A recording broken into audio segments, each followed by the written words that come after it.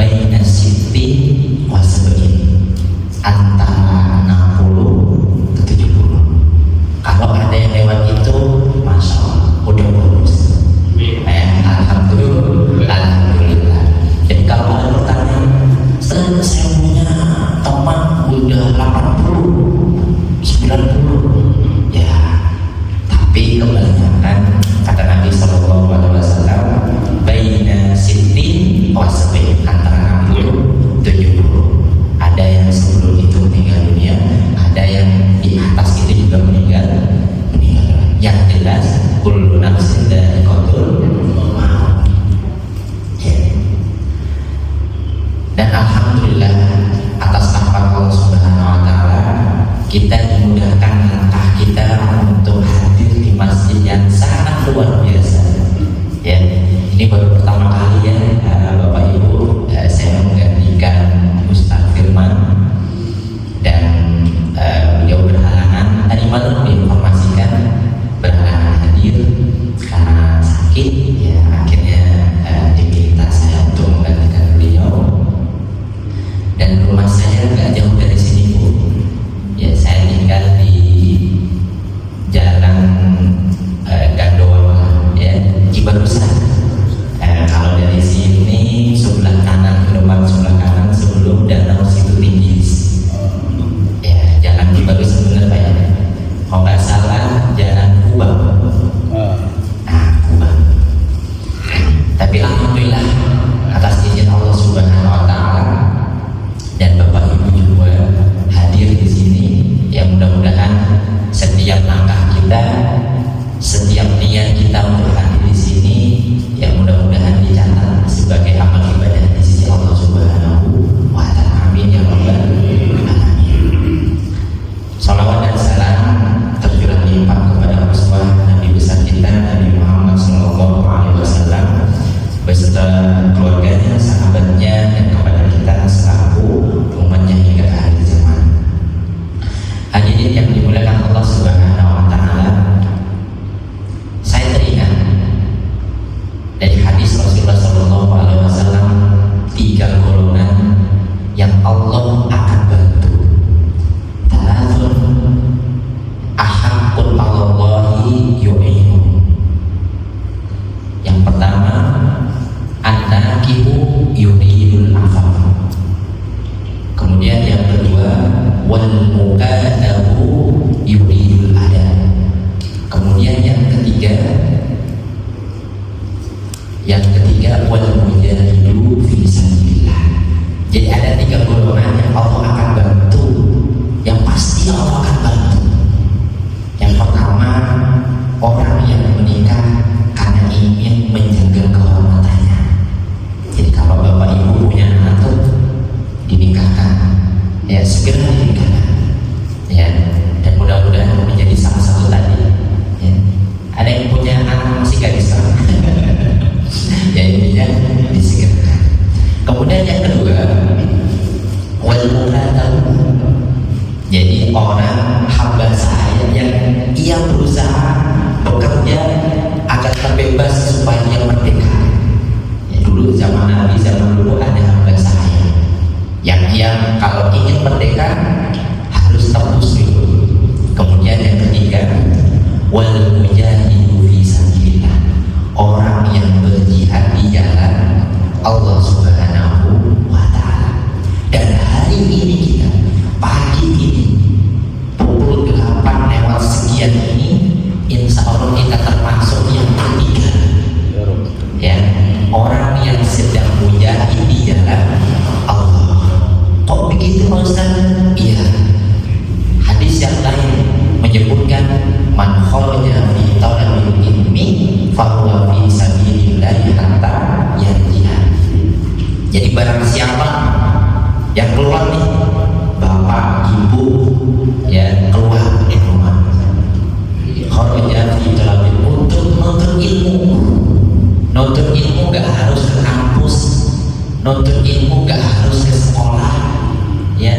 Nuntut ilmu bisa di rumah-rumah tetangga baru, kumpul bareng pengajian. Nuntut ilmu bisa hadir di sini, di bagian dari nuntut ilmu, ya. Jadi man kharaja fi talabil ilmi, barang siapa yang keluar menuntut ilmu, fahuwa fi sabilillah, maka ia sama dengan orang yang berjihad di jalan Allah Subhanahu wa ta'ala. Sedangkan hadis yang sebelumnya tadi kita sampaikan, orang yang berjihad ya termasuk orang salah satu yang akan dibantu oleh Allah Subhanahu wa ta'ala.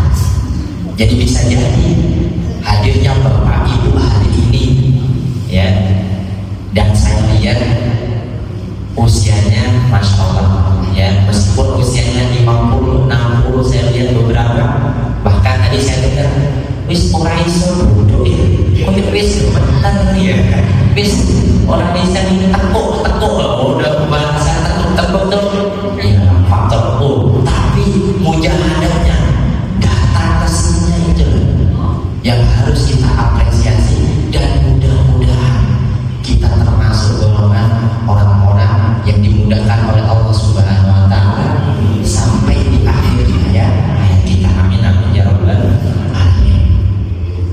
Bapak Ibu yang dimuliakan Allah Subhanahu wa ta'ala, pasti Bapak Ibu melihat, mendengar beritanya 3-4 hari yang lalu ada kejadian yang sangat luar biasa yang menyedihkan kita semua ya, tempatnya di Sidoarjo betul ya. Jadi ada pesantren yang qadarullah meninggalnya itu tertipu ya.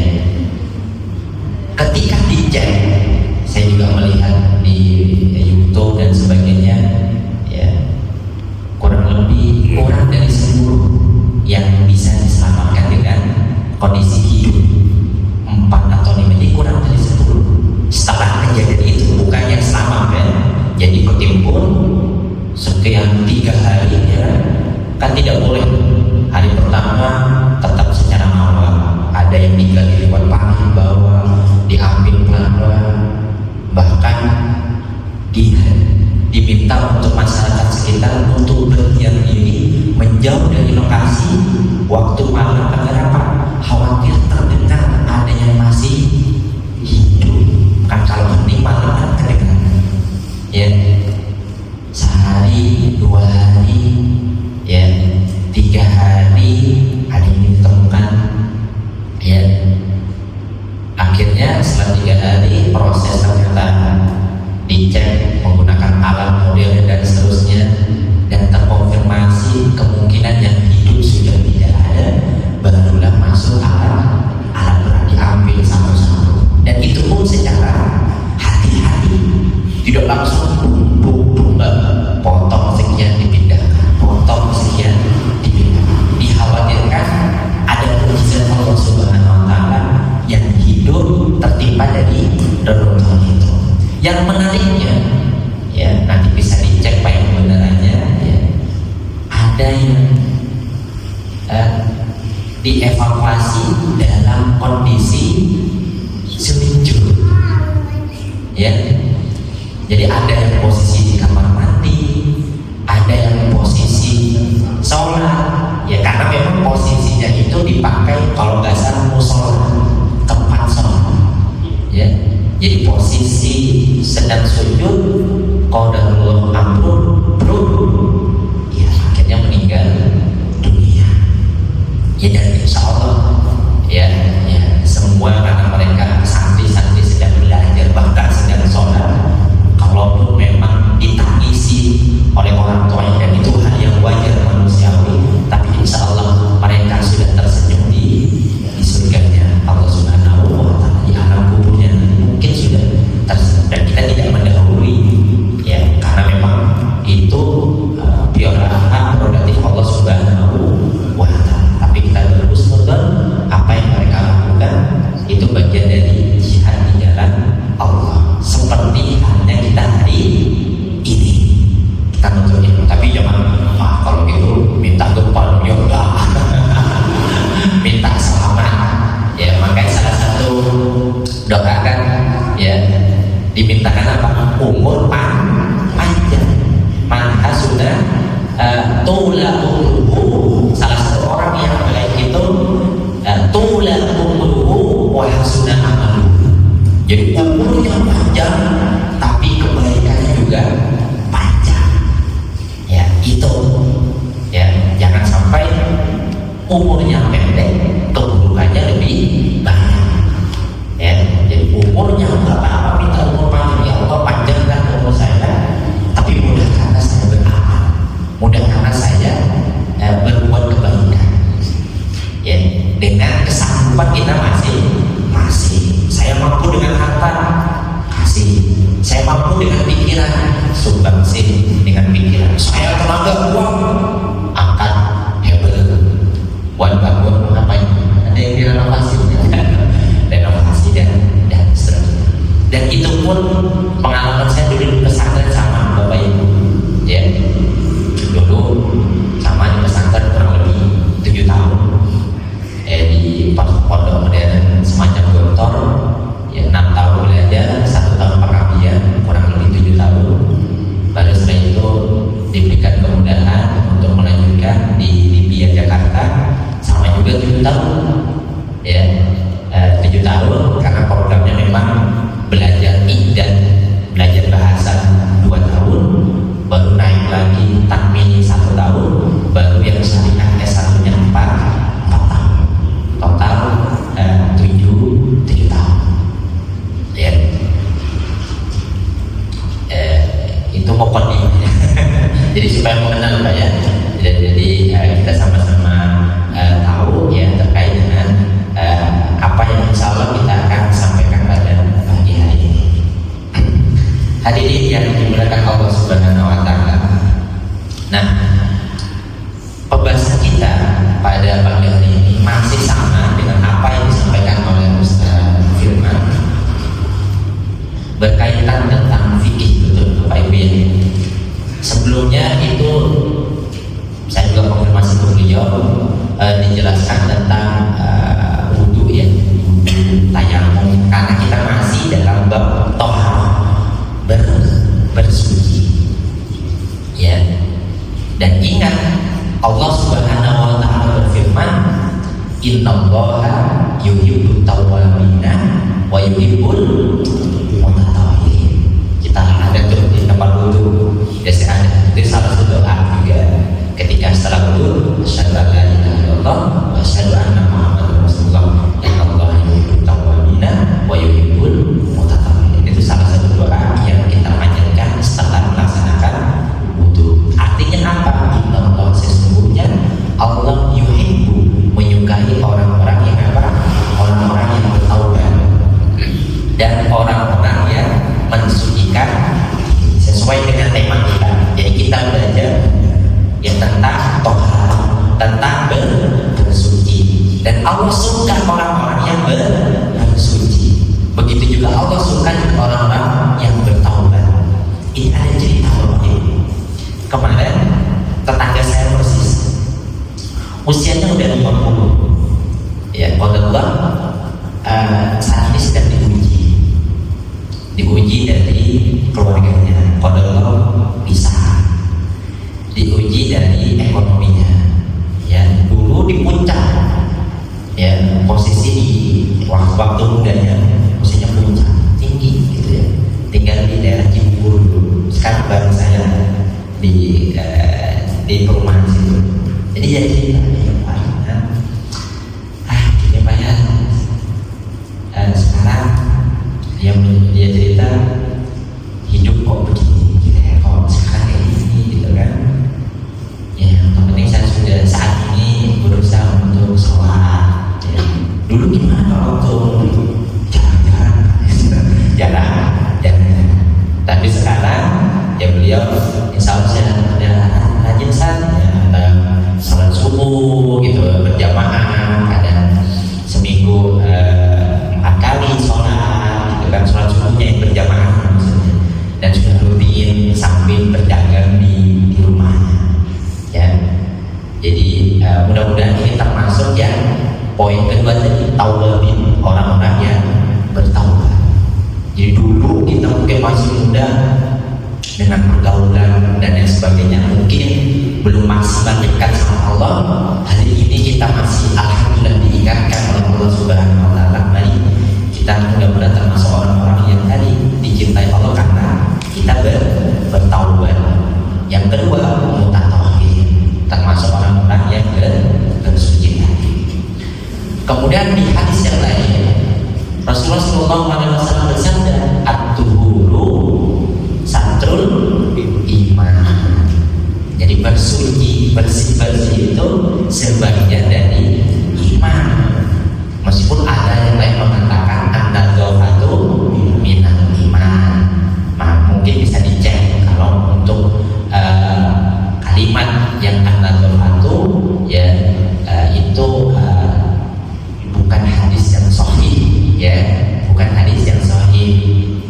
dhaif, tapi boleh nggak kita beramal? Boleh.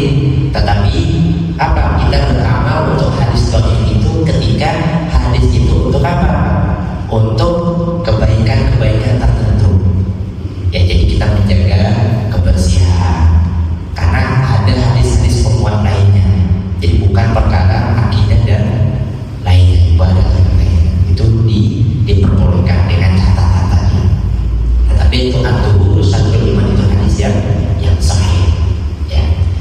Jadi itu dua fondasi. Yang pertama ayat Al-Quran yang menjelaskan kepada kita Allah menyukai orang-orang yang bertaubat dan bersuci. Yang hari ini kita belajar bersuci. Kemudian hadis Rasulullah at-tuhuru sabtul iman. Nah, karena sebelumnya sudah dibahas berkaitan tentang tata cara berwudu, ya, kita lanjut nih Pak ya. Kita akan lanjut tentang pembahasan mandi. Coba hari ini ada yang sudah mandi, pasti udah mandi ya. Ya. Pertanyaannya, mandinya Bapak Ibu hari ini itu termasuk mandi wajib atau mandi sunnah? Ayo, masing-masing. Kalau tadi malam kumpul bareng istri, berarti tadi pagi udah mandi wajib, ya. Tapi kalau enggak, ya, saya enggak, ya. Suami saya lagi di luar kota, misalkan. Berarti Bapak Ibu hadir ke sini, mandinya mandi sunnah tadi, ya, mandi. Sekarang nanti kita akan bahas ada yang mandi wajib, ya, ada yang mandi sunnah, Jumatan, air dan seterusnya, ya, tawaf ke masjid, mau sholat, ya. Jadi ada yang wajib, ada yang wajibnya gimana? Ya nanti kita bahas secara rinci, insya Allah. Jadi hadirin yang dimuliakan Allah Subhanahu Wa Taala. Jadi di sini saya mengambil referensi dari Sahih Fiqh Sunnah, ya, wa adillatu wa tawdih madzhabil a'immah. Ya, namanya kitabnya Sahih Fiqh Sunnah. Al-Ghusl, ya, takrifuhu, ya, untuk layar nanti kita pakai video saja. Nanti kita akan tampilkan tata cara mandinya, ya, tata cara mandi janabah atau mandi besarnya. Takrifuhu al-murad bil ghusli fi'lul istiksari wa huwa lughatan sayyidan ma'i ala syai'. Jadi yang dimaksud dengan mandi itu adalah mengalirnya air kepada anggota tubuh tertentu. Itu secara lughatan, secara bahasa. Jadi namanya mandi itu mengalirkan air kepada anggota badan tertentu. Contoh, dan mengalirkan ini bisa dari kita sebagai personalnya atau air itu dialirkan. Bisa membedakan nggak Bapak Ibu? Kalau ibu mandikan anak itu mengalirkan atau anak mengalirkan airnya? Ibu yang mengalirkan. Jadi itu juga disebut dengan mandi atau mengalirkan sendiri. Ke kamar mandi hidupin keran, jebul itu mandi. Atau Bapak Ibu ada kolam renang di rumah, nyemplung, kira-kira itu disebut mandi atau enggak? Mandi, ya kan, mengalirkan air semua menjadi basah ke sungai. Anak ibu suka ke sungai, sini kan ada sungai. Kalau di kampung saya masih banyak.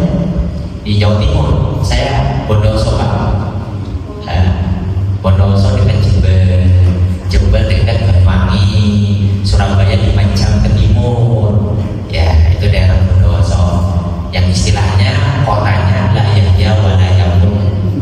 Jadi kotanya itu gak mati, gak hidup. kurang masyhur, nggak terkenal, tapi ada warga, ini termasuk saja warga Bondowoso gitu.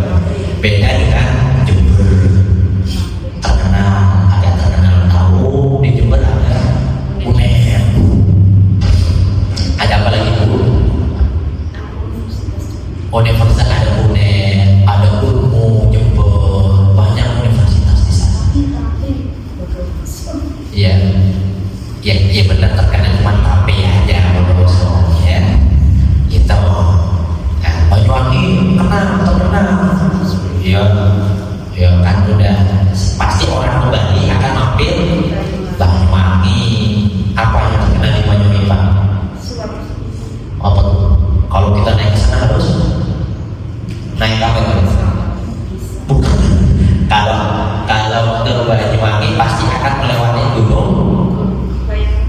Gunung Gumite, yang masyhur terkenal. Dulu waktu saya masih SD, katanya Banyuwangi saatnya santai, katanya, ya.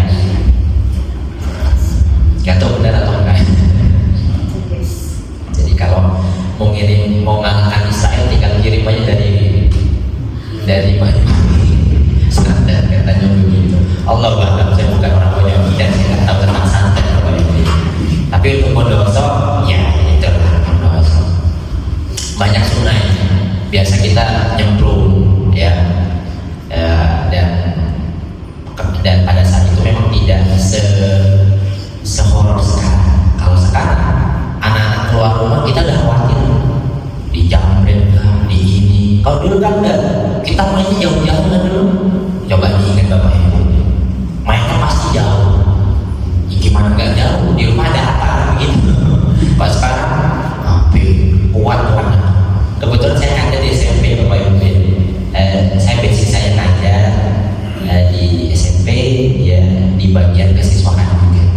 Jadi yang sering berinteraksi dengan anak, ada persoalan-persoalan begitulah ya. Kalau dan SMP itu sebenarnya terutama kelas 8 itu masa-masa yang tidak mudah karena mereka antara dikatakan anak-anak hingga anak-anak, dikatakan dewasa juga enggak, masih remaja gitu ya. Kenapa jadi kesana pembahasannya? Karena mandi ya. Tadi masalah mandi ya. Jadi kalau sungai pun itu juga termasuk mandi. Intinya tuh mengalirkan. Akhirnya apa tujuannya mandi itu? Membasahi seluruh anggota tubuh kita. Itu secara bahasa. Makanya di sini sayyidah rumah ya. Itu akhir atau jariah rumah dihadirkannya air, bisa dari saya sendiri atau dari orang lain, termasuk hujan tiba-tiba ibu keluar hujan, alhamdulillah ambil sabun, itu mandi atau enggak? Mandi, termasuk mandi.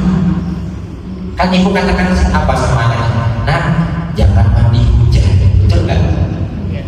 Kan mati juga. Jadi istilahnya secara bahasa seperti itu. Yang penting aliran air semuanya ke anggota tubuh itu juga termasuk mandi. Ya. Kemudian secara syar'i, nah ini secara bahasa. Secara syar'i adalah ifadatul ma'i tuhur ala jami'il badan ala wajhin mahsusin. Ya. Jadi dituangkannya air yang bersih atau yang bersih. Kalau ibu nuangkan air teh, nah, itu nggak tuhur, ya. Karena kan air dibagi menjadi berapa ya, Bapak? 3 ya. Ada air yang bersih, ya, tapi dia tidak mensucikan.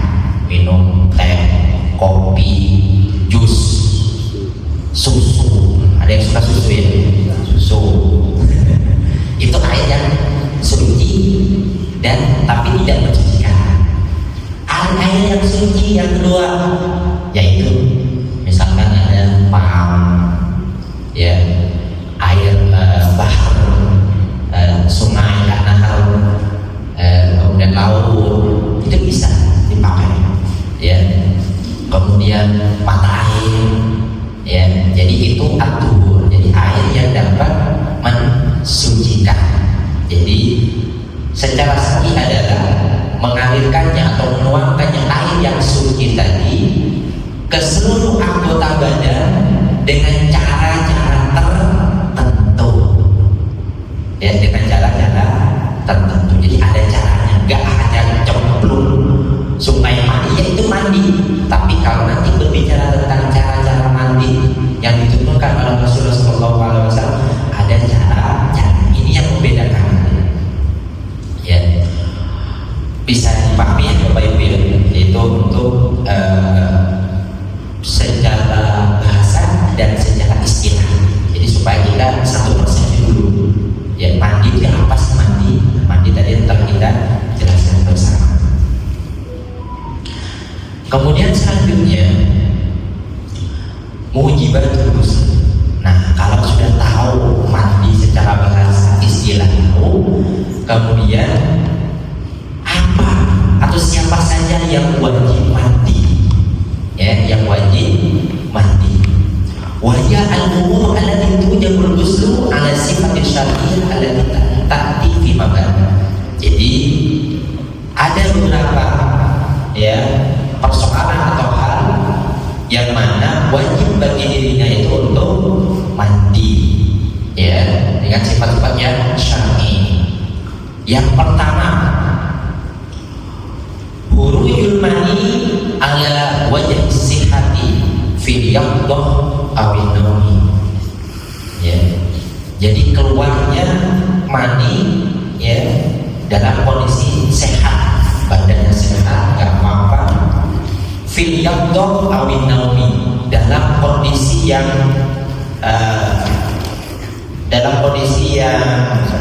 sadar, ya, awin naumi, atau dalam kondisi yang tidur, ya, dalam kondisi tidur. Ini kan gak ada apa-apa, udah pada menikah ya. Jadi insya Allah lebih nyaman menyampaikannya.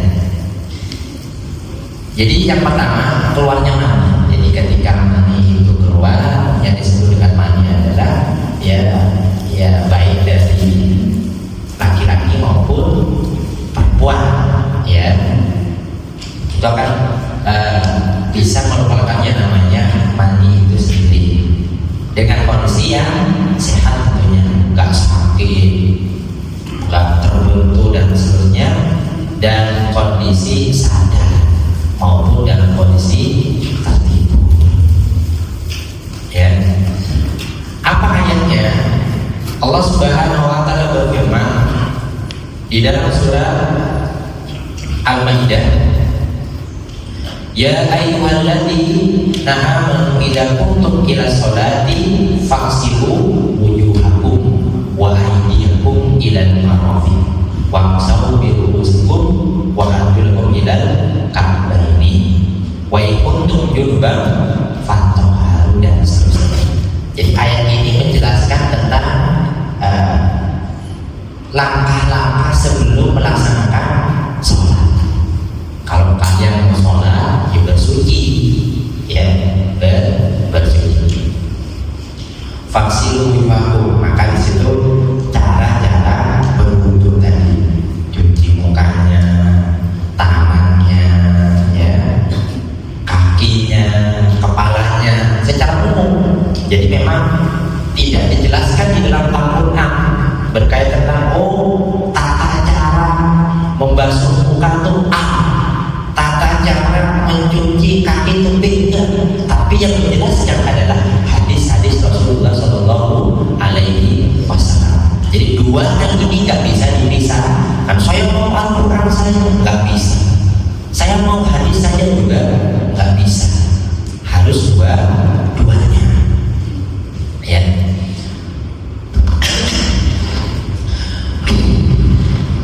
Wa in kuntum junuban fatahharu, jika kalian dalam kondisi yang junub, maka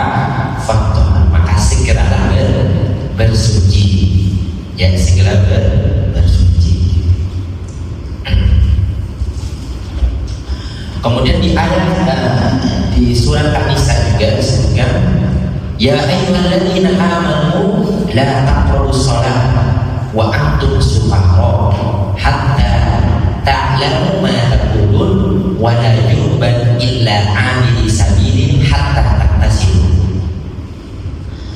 Di ayat ini juga disebutkan, wahai orang-orang yang beriman, gak boleh dekat sholat, ya, gak boleh sholat.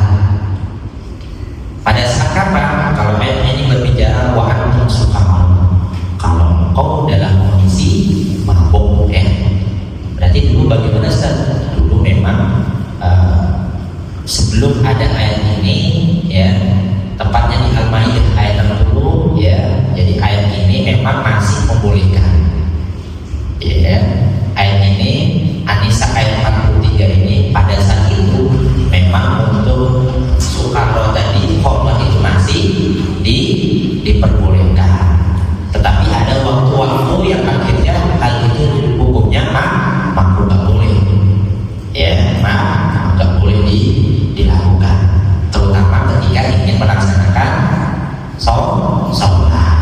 Baru di ayat Al-Maidah hurrimat dan kemudian diharamkanlah al-maidah walahmul khinzir dan seterusnya. Di antaranya juga tentang khomer yang akhirnya mutlak, ya, khomer itu haram, ya. Dan alhamdulillah di Indonesia pun, ya, ada undang-undang tentang miras, ya.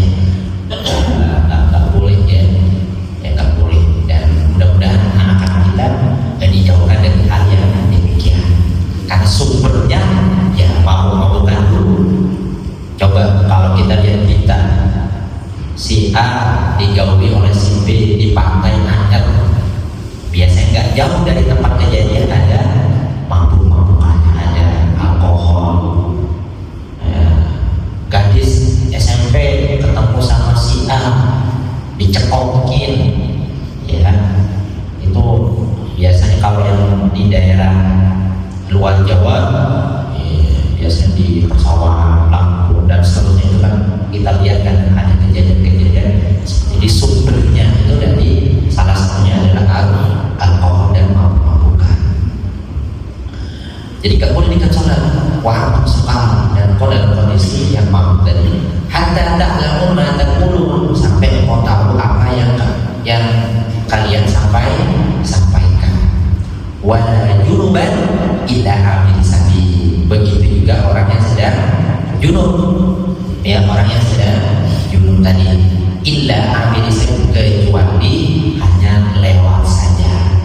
Hatta taktasilu, sampai, ya, mandi, sampai mandi. Kemudian pertanyaannya, bagaimana hukum orang yang junub, ya, ataupun yang haid? Karena junub sama haid ini sama-sama ilahnya sama. Dalam halnya posisi sedang hadas, besar atau kecil? Besar. Maka hukumnya sama, ilahnya sama, alasannya sama. Jadi tidak boleh. Jadi orang junub harus mandi dulu sebelum melaksanakan sholat. Begitu juga orang yang sedang, wanita yang sedang haid, selesai haidnya mandi dulu, baru dia boleh sholat dan melakukan aktivitas ibadah lainnya. Pertanyaannya, bagaimana kalau masuk ke masjid, terutama yang wanita yang sedang haid, ya? Dan itu yang banyak terjadi, ya, itu yang banyak terjadi. Kalau laki-laki, kalau dulu pasti mandi, ya, mudah. Tapi kalau haid kan dia siklusnya lama, ya, bisa seminggu, bisa 15 hari, itu ya, 14 hari, 15 hari, dan itu masing-masing akan berbeda-beda biasanya. Tapi rata-rata antara 10-15 hari, seminggu sampai 15 hari. Saya membacakan di sini, jumhurul ulama haram, ya. Jadi nggak boleh wanita yang haid itu untuk berdiam di masjid, ya. Jumhur sepakat. Tapi kalau dan membolehkan lewat, ini nggak lama, ya, nggak lama, lewat saja, ya. ulama ya mengatakan hal itu, berfatwa seperti itu. Jadi haram illa abid sabil, ya kecuali lewat saja. Dan muksud yang lama, ya yang lama misalkan tidur-tiduran dalam kondisi haid di masjid, ya itu tidak diperkenankan, ya. Termasuk bagaimana dengan ulama kontemporer, ya, yang masa-masa ini, ya. Di antaranya Syekh bin Baz juga sama mengatakan la ya tidak boleh, ya tidak boleh, ya. Termasuk juga Lajnah Daimah Dewan Fatwa Saudi Arabia itu juga tidak membolehkan muksud tadi, ya. Begitu juga Syekh Al-Utsaimin. Akan tetapi Syekh Al-Albani membolehkan, ya, membolehkan dengan catatan, ya, boleh wanita yang haid muksud di masjid, ke masjid dengan kondisi yang haid, karena sekarang sudah lebih modern. Karena kan tidak diperbolehkannya itu ilahnya, alasannya khawatir, mohon maaf, ada darah yang tercecer, yang netes dan seterusnya, ya. Namun bagaimana dengan kondisi sekarang yang insya Allah bisa dikatakan mungkin safety, makanya ada ulama yang membolehkan dengan catatan apa? Dipastikan hadirnya ke masjid, ya, tidak ada noda, satu. Yang kedua, memang ada uzur syar'i datang ke masjid, pengajian, ya, hadir taklim, itu diperbolehkan, ya, diperbolehkan. Apalagi yang zaman sekarang udah macam-macam, ya. Ada yang khusus Malang katanya, khusus Malang kan, ada yang Malang khusus Bantau, nggak paham, ibu-ibu paham. Yang intinya lebih safety, maka diperbolehkan tadi, ya, maka diperbolehkan. Yang penting ada tujuan syar'i, bukan hanya main-main di masjid, ya. Jadi kalau bisa memang menghindari, ya, menghindari sampai dalam kondisi suci. Namun kalau ada kebutuhan, maka itu ada kelonggaran, karena ada sebagian yang membolehkan. Wallahu a'lam bishawab.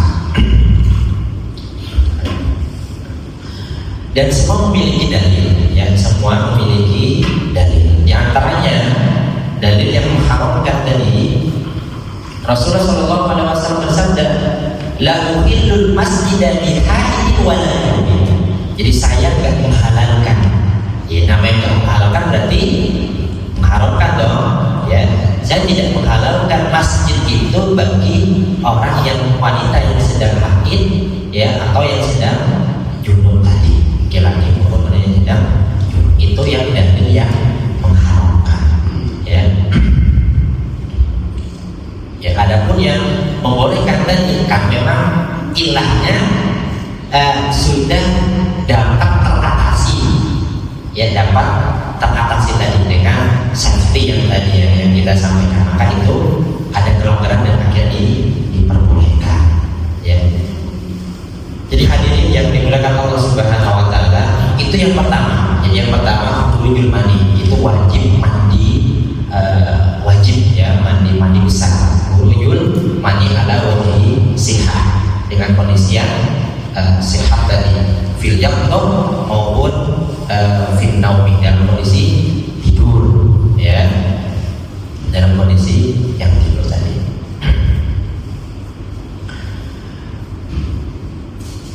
Ada sebuah hadis disebutkan dari Abi Sa'id Al-Khudri dari Nabi sallallahu alaihi wasallam qol innamal ma'u minal ma'. Jadi maksudnya innamal ma', diwajibkannya mandi, ya, karena apa?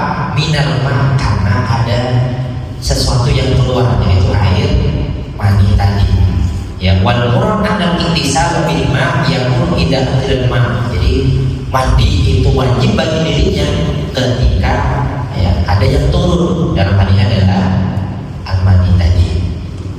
Waqala Nabi sallallahu alaihi wasallam li Ali, Rasulullah mengatakan kepada Ali, "Idza khalaqtal ma faqasil." Jika keluar dari mani ya faqas, maka diminta oleh Rasulullah untuk iktisal, untuk mandi.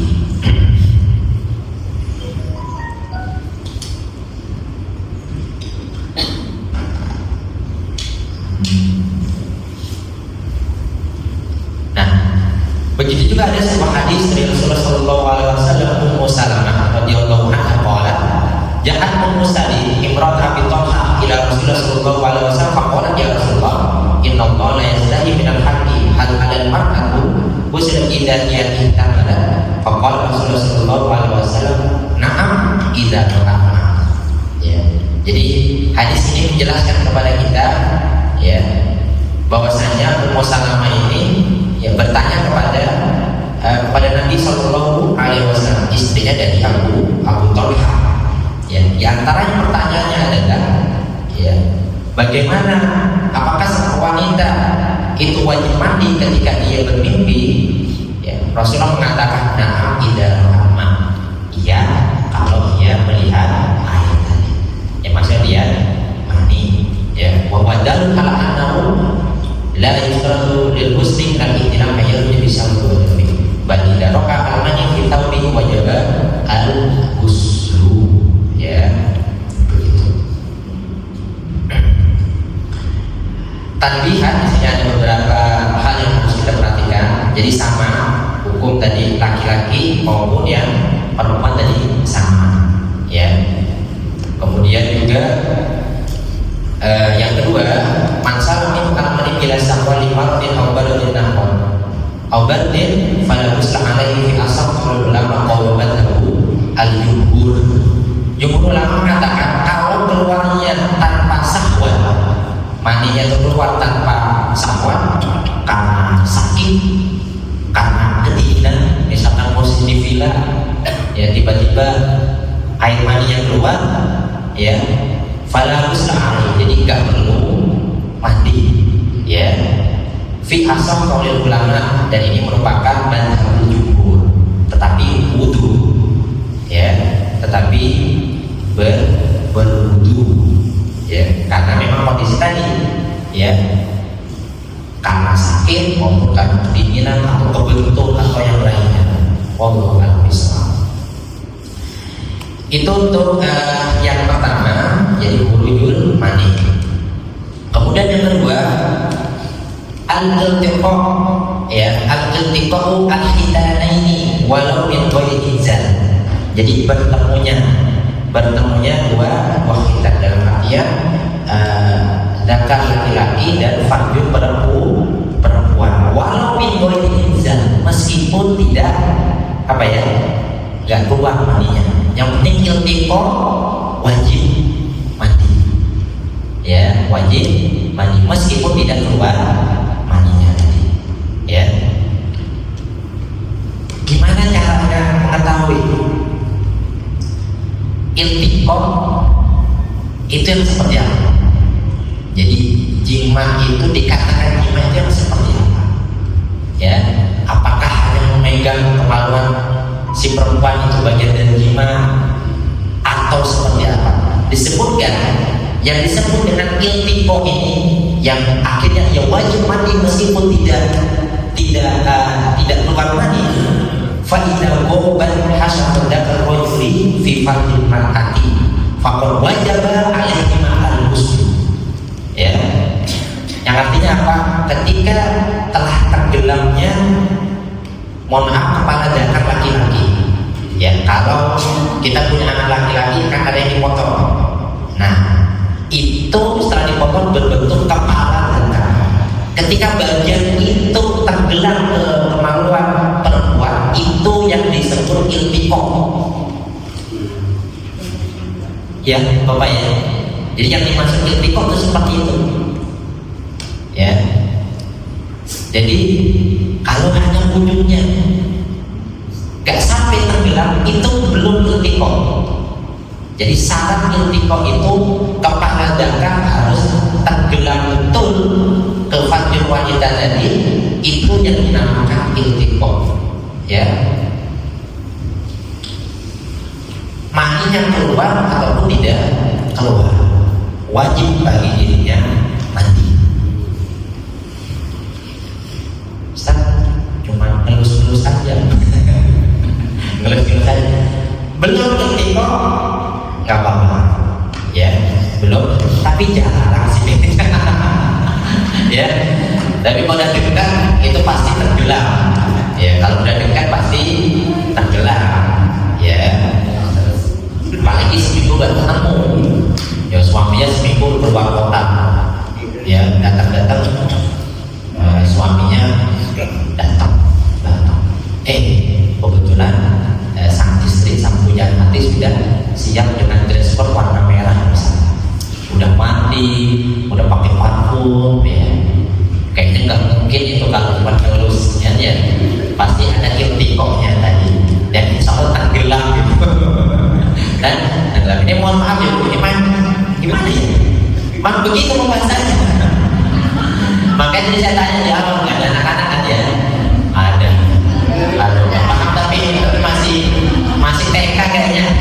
Udah dialihkan, udah dikasih HP sama ibunya, aman ya insya Allah ya. Aman. Ya. Tapi luar biasa Ibu ya.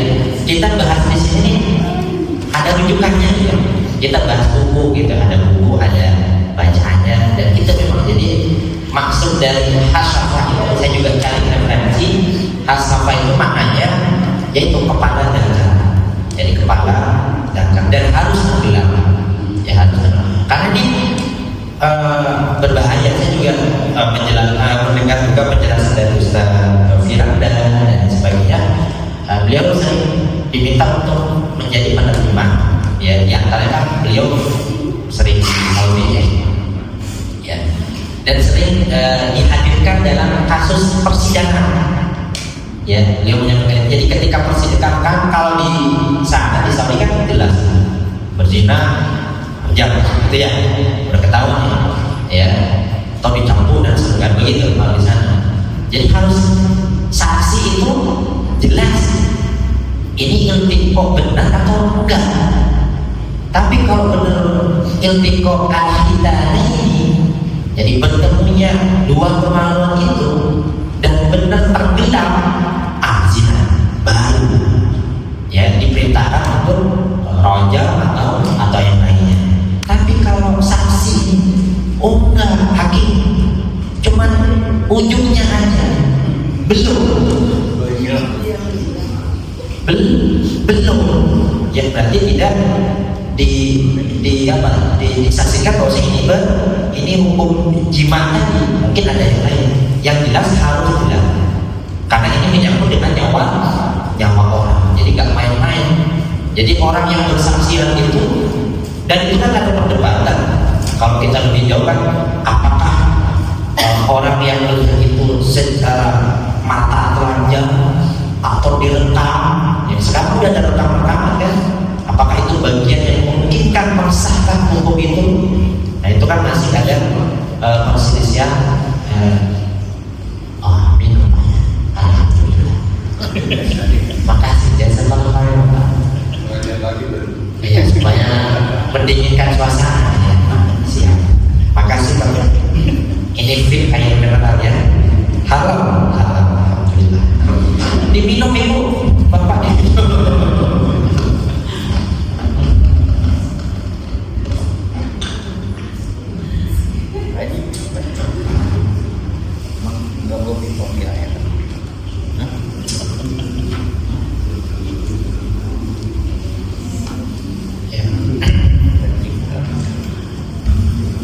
Kita lanjut Bu ya. Waqad wajaba alaihi ma al-muslim, wajib bagi dirinya al-muslim.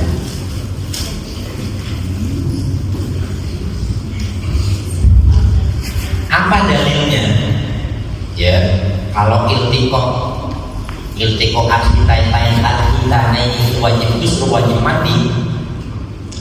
Hadis Rasulullah SAW riwayat Muslim menjelaskan idal taqo al-hitanani faqad wajabal ghusl. Jadi kalau bertemunya dua kemaluan tadi. Dan tadi kita sudah sampaikan di awal, iltiqah itu benar sampai tenggelam, ya, maka wajib bagi dirinya al-ghusl, mandi wajib, ya. Itu dalil pertama. Dalil yang kedua, Rasulullah SAW bersabda, "Idza jalasa baina su'biha al-arba' thumma jahada faqad wajaba al-ghusl wa illam yunzil." Ya, hadis riwayat Muslim. Artinya apa? Ketika laki-laki, ya, duduk di antara empat su'biha, ya, empat su'biha ini maksudnya dua paha dan dua betis perempuan. Jadi maksudnya si laki-laki ingin menggauli si perempuan, ya, sumanya adalah kemudian terlaksana yang namanya tadi jima, wajib al-ghusl, maka wajib bagi dirinya mandi. Wa illam yunzil, meskipun enggak keluar, ya, enggak keluar. Tapi wallahu a'lam, bisa enggak terjadi seperti itu? Susah sih sebenarnya. Jadi penting segera aja ya, biar sekalian mandi gitu. Jadi susah, ya. Tapi ini maksud kita berbeda hukum, ya. Jadi kalau memang nggak turun mandi, nggak harus mandi itu tawar tadi dulu. Tapi ya tadi ya disampaikan susah, makanya memang pasti akan intinya jima ketika iltiqah bertemu, ya pasti harus mandi. Itu sudah otomatis manusiawi, ya. Apalagi tadi sepekan tidak bertemu, ya, suami di kota orang, nah, itu, ya. Itu yang kedua, ya, yang kedua. Nah, iltiqah itu sendiri kan kalau bahasa kita kan jima istilahnya, ya, pergaulan antara laki-laki perempuan. Itu ada yang halal, ada yang haram. Yang halal bagaimana? Yang halal ya sesuai yang diperintahkan, posisinya dan seterusnya. Yang haram bagaimana? Ya menggauli istri yang tidak wajar, gitu ya, tidak sesuai aturan, maka itu yang haram, ya, yang tidak diperbolehkan, ya, tidak diperbolehkan. Itu untuk al-jima tadi, ya, pengertian dari jima. Adapun burujul ketika jima burujul mani, ya tadi dalam kondisi yakdom, berarti kan dia posisi memang sadar melakukan hal itu, ataupun ihtilam mimpi keluar mani, nah, berarti dia wajib ghusl tadi, wajib mandi. Itu yang kedua, Bapak Ibu. Tadi yang pertama, ya, yang pertama apa? Burujul mani, keluarnya mani. Kemudian yang kedua, ketika bertemunya dua kemaluan tadi, iltiqah, dua kemaluan tadi. Kemudian yang ketiga, ya, yang ketiga adalah al-haidu, ya, dan yang keempat adalah an-nifas, ya. Al-haidu wa nifas, yang ketiga al-haidu, yang keempat an-nifas. Wa huma sababani mujibatil ghusl. Jadi keduanya sebab yang mengharuskan wanita yang haid maupun yang nifas itu untuk ghusl dan untuk mandi. Dan ini penting disampaikan, ya, Bapak Ibu, ya, kemungkinan dan ada anak di rumah, ya, yang perempuan itu nggak apa-apa, udah mulai disampaikan, terutama yang ibu-ibunya disampaikan ke anaknya. Jadi karena terutama di anak yang baru merasakan haid, ya, itu kan kadang mereka nangis, galau, ya, takut, gitu kan. Ya, kalau di sekolah kami yang nangani biasanya ada keputrian juga, jadi ada keputrian dan ada guru yang khusus yang menangani hal itu. Dan gak apa-apa, jadi sampaikan ke mereka si A, si B, si C, ya, dengan bahasa-bahasa yang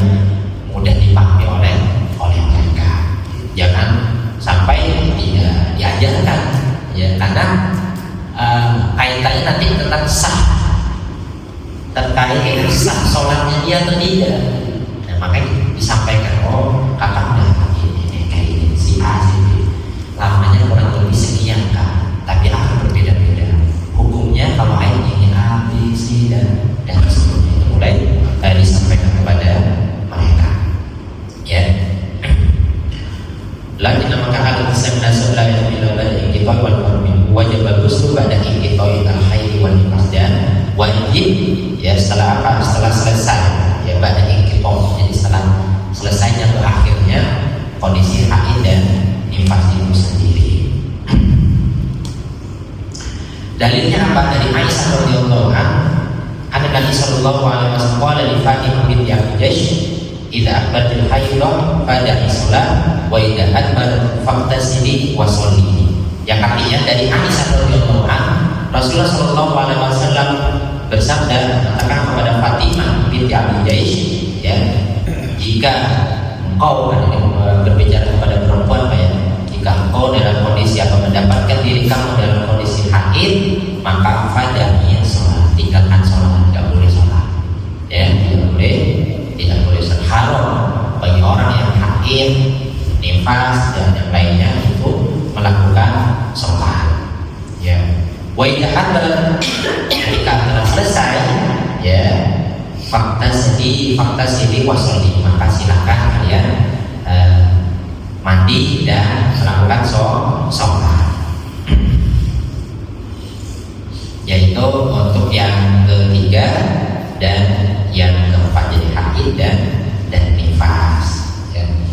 Untuk membedakan, ya, mungkin ibu-ibu lebih paham ya terkait dengan haid, itu kan keluarnya adalah ya siklus bulanan wanita yang sehat, ya, dan itu semuanya akan dilalui oleh seluruh anak cucu Adam, ya, yang wanita tentunya, ya, dan yang sehat. Makanya kalau tidak haid kan biasanya dibawa diperiksa langsung, ya. Namun kalau dalam kondisi sehat itu hal yang wajar, ya, hal yang wajar terkait dengan haid.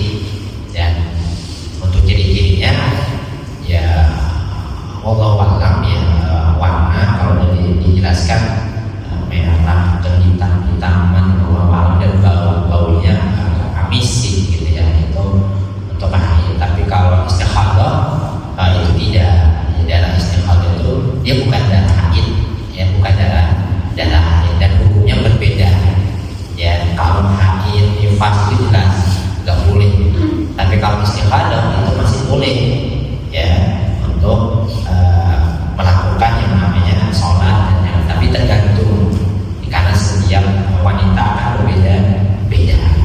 Karena kalau haid nifas jelas setiap bulannya itu jangkanya sekian, nifas juga sekian. Tapi kalau istikhadah, mau tiba-tiba karena kecapean keluar darah, ya, kecapean, kelelahan, dan banyak pikiran, cicilan belum lunas, SPP anak masih nunggak 1 bulan, itu berpengaruh, ya, berpengaruh faktor kelelahan dan sebagainya, ya. Saya bukan waktunya haid nih, kok tiba-tiba keluar, ya, ya.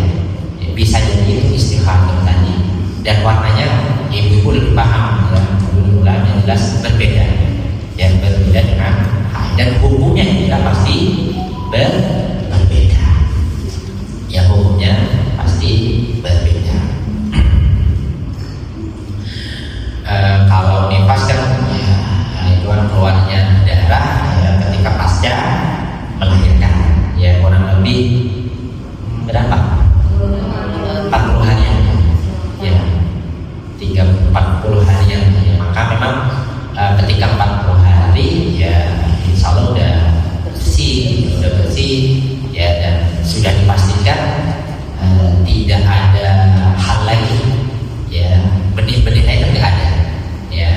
Ketika sudah bersih, ya, maka juga udah dinyatakan mandi dan bisa melakukan aktivitas ibadah-ibadah lainnya, ya. Itu kalau nifas, ya, nifas. Kalau kita tak paham apa ya, yang jelas yang lebih paham ibu-ibunya, ya. Tapi kita sebagai suami harus ngaji juga supaya ada referensi, saling tukar pikiran. Oh, kayak gini mah, ini, oh, terkait dengan haid, oh, nifas seperti ini, dan seterusnya.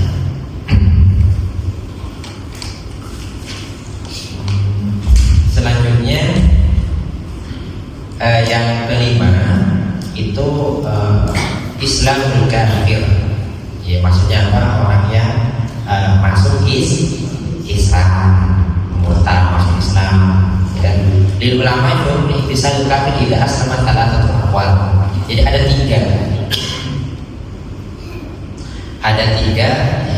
tiga hal yang terkait dengan hukum orang yang mandi ya dalam kondisi kafir masuk Islam. Yang pertama ya dulu soal kafir mutlak wajib bagi orang yang kafir itu ketika masuk Islam. Wa wabadatul malik wa ahmad wa bitau wa ibnu hazm wa tarahu. Ini juga termasuk madzhab Imam Malik, Imam Ahmad, Abu Thawr dan seterusnya ya, dengan dalil dari hadis Qais bin Asim ya, ketika Qais bin Asim ini masuk Islam, amar Nabi ayat tasil lima. Jadi Rasulullah SAW menyuruhnya untuk mandi. Wal aslu fil amri wal wujud, dan perintah ini bagian dari yang harus dilakukan ya. Itu yang wajib secara mutlak ya. Ada juga yang yustahab ya. Jadi mustahab saja hukumnya. Illa kana ala janabah qabla islamihi fa yajibu al-wusul. Jadi kecuali jadi pendapat yang kedua itu mustahab, enggak sampai wajib. Orang yang kafir yang masuk Islam, kalau yang pertama tadi hukumnya apa? Wajib. Yang kedua kafir mustahab. Mustahab itu artinya boleh, enggak wajib. Dengan catatan, apa catatannya? Illa kana ala janabah. Jadi sebelum masuk Islam dia belum balik ya istilahnya, belum junub ya. Kecuali kalau dia junub sebelum Islam, berarti kan mesti anak-anak.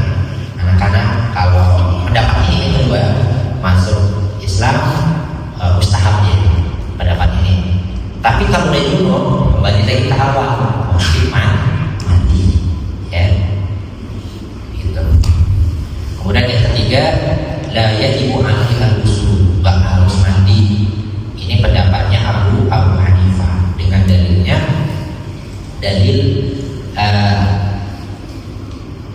dari Allah Subhanahu wa taala berfirman, qul lil ladzina kafaru yantahu yughfar lahum ma qad salaf. Jadi dikatakan kepada orang-orang kafir, jika sudah selesai dalam artian udah enggak kafir nih, masuk muslim nih ya, yughfar lahum, maka telah diampuni yang sebelumnya, ma qad salaf, kejadian-kejadian sebelumnya itu sudah diampuni. Kemudian juga ada hadis yang menyebutkan al-Islamu yahdamu qawlan yahdima qawlan. Islam itu menghancurkan, menghapus kejadian-kejadian yang sebelumnya. Itu tiga pendapat ya, tiga pendapat. Tapi yang wajib dan yang banyak mengambil yang pertama tadi, jadi murtad masuk Islam mandi, dianjurkan seperti itu. Wallahu a'lam bishawab. Itu ada 5 ya Bapak Ibu ya, untuk yang wajib ya untuk wajib mandi ya.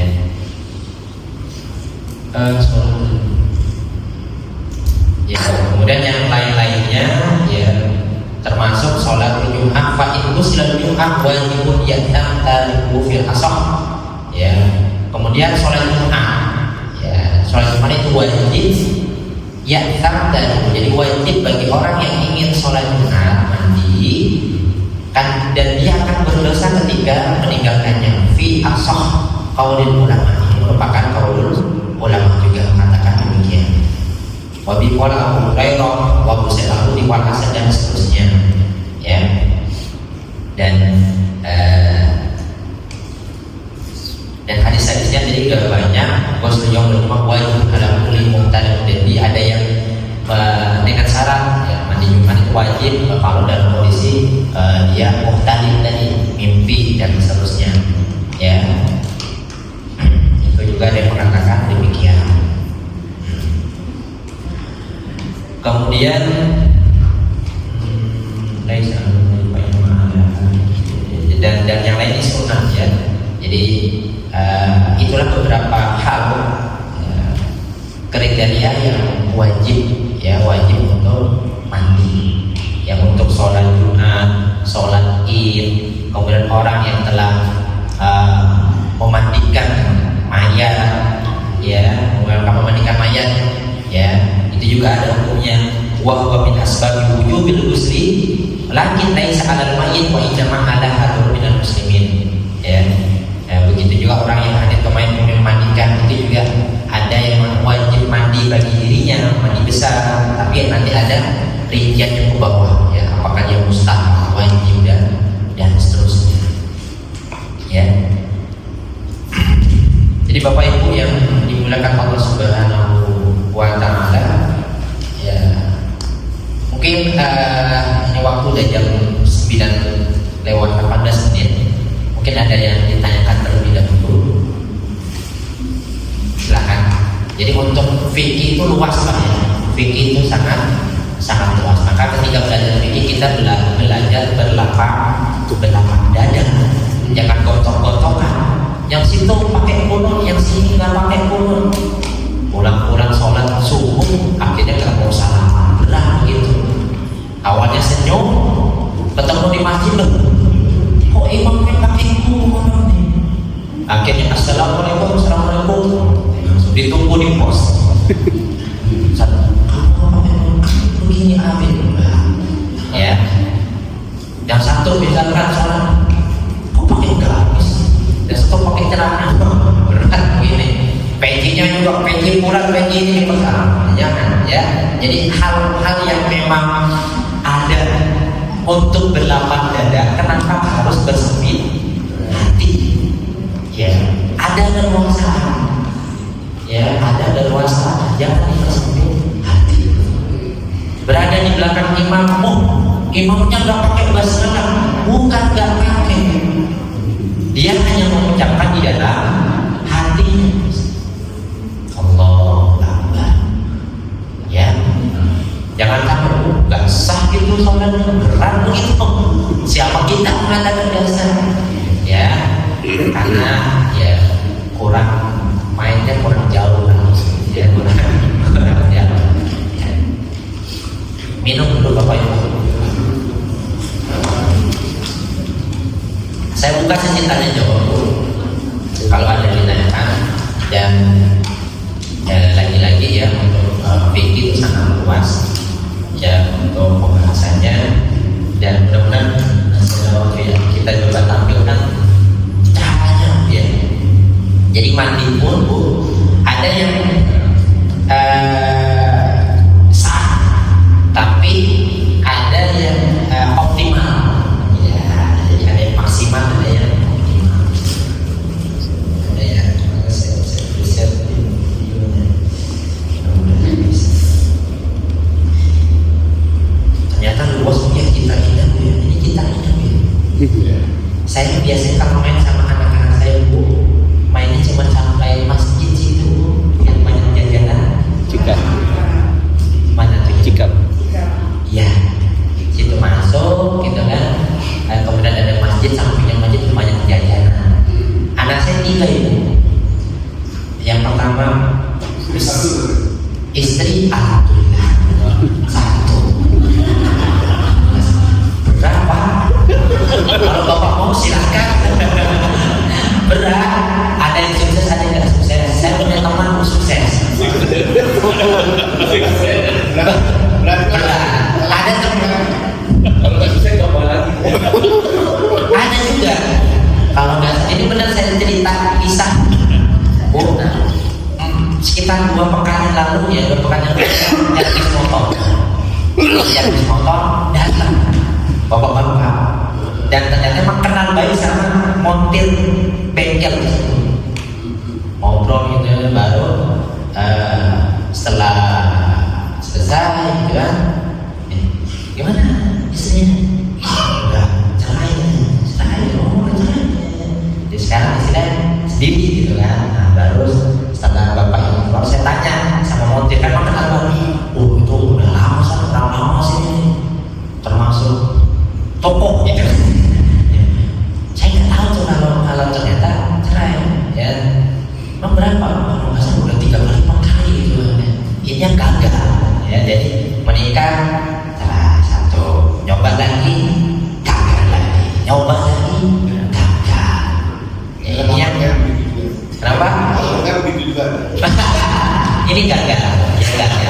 itu ngomong saya, oh enggak, iya orang enggak, kalau nggak salah, enggak ada. Ada yang sukses, ya sukses. Ada tetangga saya, kok banyak tetangga saya? Ada tetangga saya, ya ini jualan parfum, tapi bos parfum, ya bos. Ya kalau mungkin pun namanya mau 2-3 nggak bos lah. Dagang sayur, istrinya keluar berat, namun dorong satu aja berat. Ya harus sesuai loh. Kalau bos apa-apa, kalau mampu, tapi itu berat. Lagi pilihan harus selalu pilihan. Iya. Saya nggak pilih. Ya, ya akhirnya itu langgar, ya, dan diberikan, ya, ada rumahnya, ya rumahnya lumayan tuh 2 lantai. Bos apa tadi? Bos parfum, ya sama bos parfum sama bos silwan gitu. Ya udah di rumah ini udah ada mini 1, ada sini juga, dan alhamdulillah sampai sekarang aman. Karena ya mungkin masih aman kan, nggak tahu intinya. Alhamdulillah. Yang ketiga, ini usianya nggak jauh dari saya. Dulu kampus bareng, kita sama-sama dirinya. Kakak kelas saya sama tingkat, orang Pati, ya orang Pati. Ya, dulu bareng main bola bareng, kakak kelas kan, dan menikahnya ketika kuliah semester 3, ya semester 3 nikah, terus jadi kuliah anaknya udah 2 atau 3 dan banyak tuh. Saya pun termasuk begitu, bukan termasuk yang nikah 2 enggak, maksudnya termasuk ketika kuliah nikah gitu, karena di Libya pada saat itu emang banyak dimotivasi terus. Jadi kalau yang teman-teman yang masih jomblo, sama teman-teman itu ya, jadi makanya apa ya, ya begitulah. Jadi beda lah dengan kampus-kampus lain yang dosennya kan kita dari Saudi, apa diberikan motivasi, bahkan dikasih WhatsApp. Jadi kalau mau nikah itu datang tuh, itu kalau muzawat mau nikah ke dosen itu pasti dikasih. Benar, 1 juta, 2 juta, dan semua dosen semua. Aku sama saya mau nikah semua. Nanti gila dulu, nanti datang ke ruangan, pulang kampus kasih 1 juta, ada 2 juta, itu termotivasi.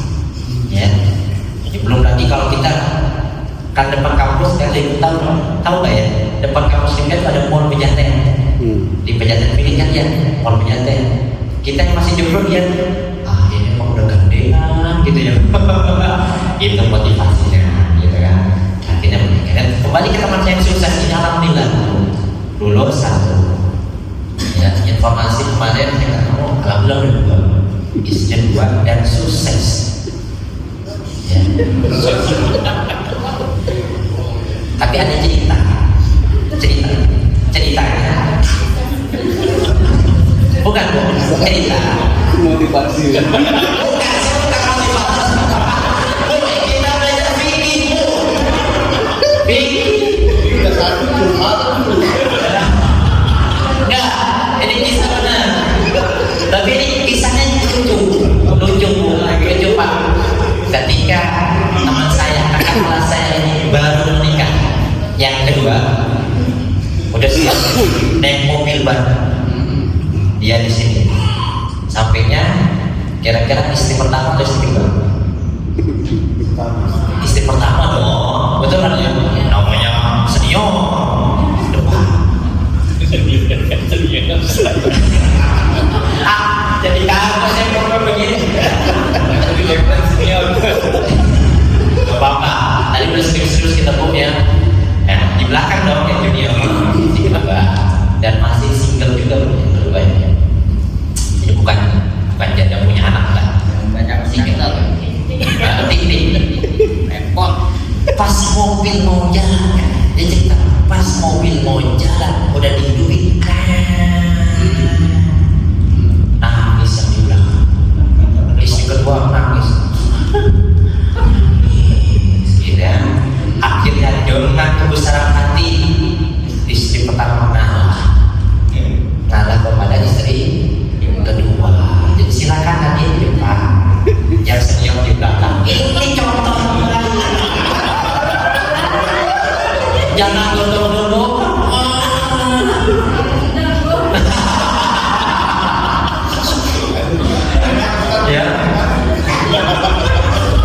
benar. Tetapi Bu izin, tetapi kakak kelas saya Bu, teman saya ini dia gentleman dan kedua dia disiplin waktu. Betul. Ada satu temennya ini main ke rumahnya, ya main aja ingin tahu lah, kan teman baik kita dulu tahu namanya sering main bola, makan bareng, ke warteg bareng, main biasa bukan begini, ya kan? Habis itu teman saya nih, kebetulan teman saya yang satunya ini jadi mudir, dia punya pesantren di Bogor. Kalau ibu punya anak mau ke Bogor di pesantren khusus dia dua apa, mungkin ada saudara yang bisa tahfidz. Dia ke sana ceritakan, oh gak kekejar nih saya kejar si A, gitu. Kenapa? Habis isi pengajian sini naik motor, udah langsung kesini, udah kesini langsung dan naik motornya. Kenapa? Iya, karena saya kejar motor, karena dia saya harus di rumah yang kedua ini. Jadi waktu, jadi yang naik motor berada di belakang dia gitu. Sampai kenapa ini cepat-cepat ini? Harus waktu. Jadi sesuai. Jadi kalau bapak-bapak yang naik motornya benar-benar bakalan gagal total. Jadi harus sergap. Wah, ekonominya itu. Tapi jangan macam-macam di sini.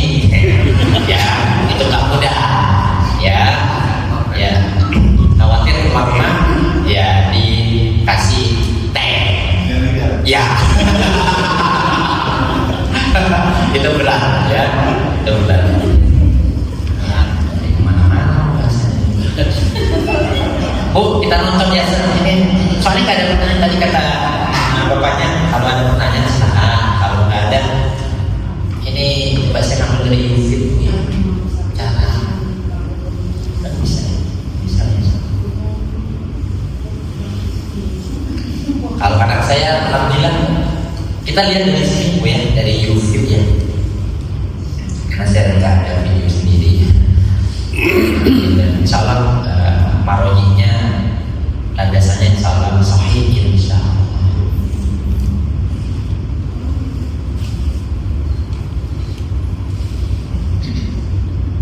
Oh iya ya, kan suaranya tak ada ya Pak ya.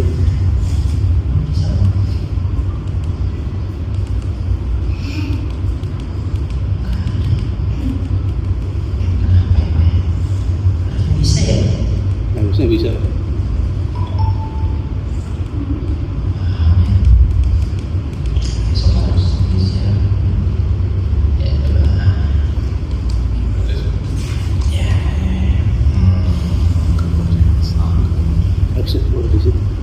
Harusnya bisa Pak ya? Harusnya keluar.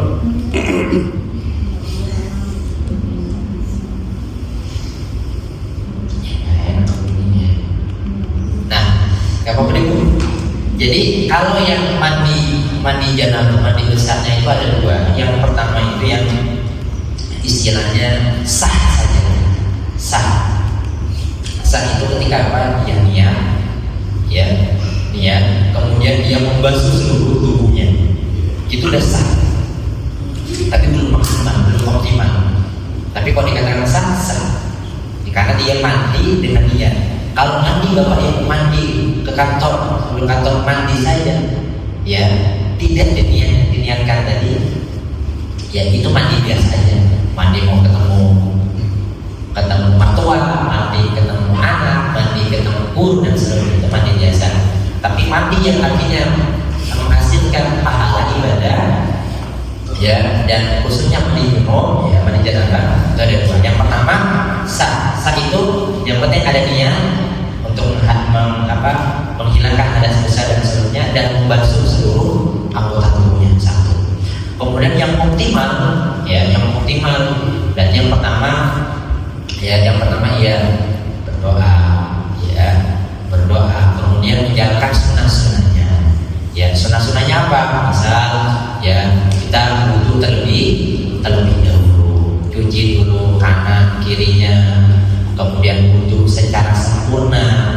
Ada yang mengatakan untuk membasuh kakinya di akhir, ya Jadi wudhu secara sempurna selesai, ya kemudian di bagian kepala ya disiram dan dipijat-pijat dan pastikan air semua itu sudah kena ya.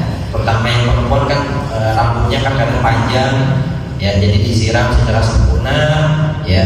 Kalau udah wudhu sisa bagian kepala baru dilanjutkan sebelah kanan, bagian tubuh anggota kanan ya, kemudian sebelah kiri ya, semua baru dari keseluruhan, dan pastikan di sela-selanya itu ya dialirkan. Jadi namanya mandi besar itu airnya itu harus terkena ke seluruh anggota tubuh ya.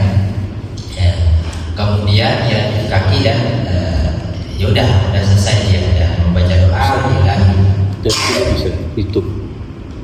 Oh, Apa tadi judulnya? boleh Pak membahas Judulnya apa? judul mandi jumlah atau mandi besar Pak, dari Yufid atau yang lain kan, yang penting kita ada gambaran gitu.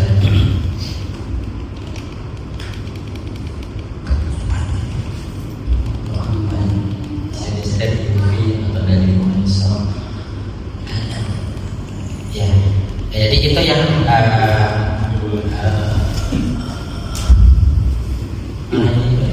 Itu ya.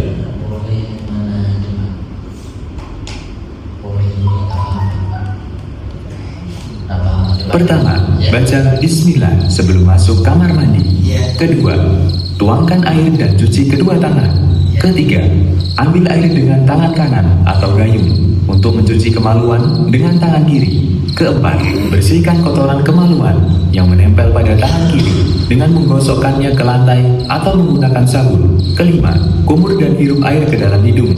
Kemudian wudhu tanpa mencuci kaki karena bagian ini diakhirkan. Keenam, sela pangkal rambut dan basahi dengan air hingga membasahi seluruh kepala dan rambut. Ketujuh, siram kepala 3 kali.